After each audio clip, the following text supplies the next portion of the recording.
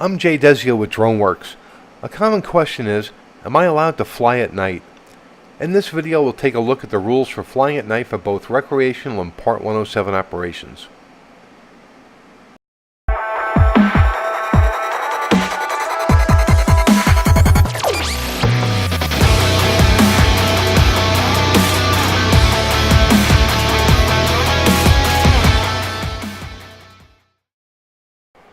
FAR Part 101 is an exemption for hobby and recreational flyers. It requires that the flight is strictly for hobby or recreational use and conducted in accordance and within the programming of a nationwide community-based organization.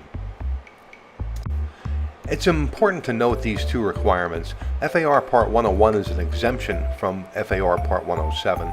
To qualify for the FAR Part 101 exemption, the flyer must meet these requirements, otherwise the flight defaults to FAR Part 107. As previously mentioned, a hobbyist or recreational flyer is required to operate in accordance and within the programming of a nationwide community-based organization. The Academy of Model Aeronautics, also known as the AMA, is the most widely known community-based organization. The 2018 AMA Safety Handbook states, "Night flying requires a lighting system that provides the pilot with a clear view of the model's attitude and orientation at all times. Handheld illumination systems by themselves are inadequate for night flying operations and must be supplemented with other lighting systems." Proper lighting is the only requirement hobby and recreational flyers have. Unfortunately, the definition of proper lighting has been omitted from the AMA Safety Handbook. For guidance, let's look at the requirements for FAR Part 107 operations. Many believe FAR Part 107 is only for commercial operations. While FAR Part 107 does cover all commercial operations, any recreational flight that does not comply with the FAR Part 101 exemption defaults to FAR Part 107.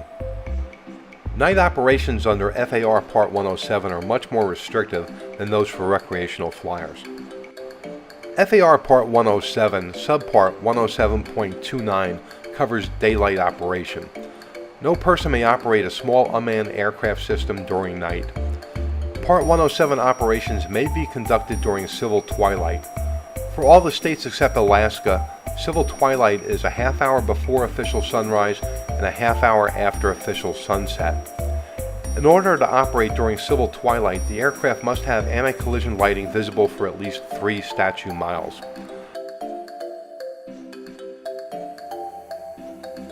The regulations do not specify number or color of lights required. A single red or white LED strobe would meet the regulation.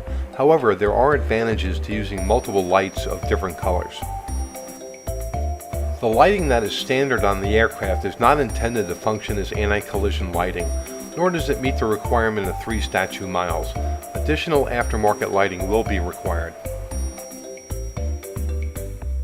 Standard aviation and nautical colors and placement, red on the left, green on the right, white on the back, is recommended.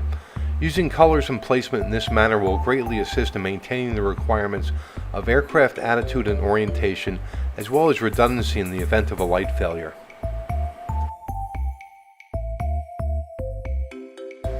To conduct Part 107 operations between the end of sunset civil twilight and start of sunrise civil twilight, a Part 107.29 daytime waiver is required.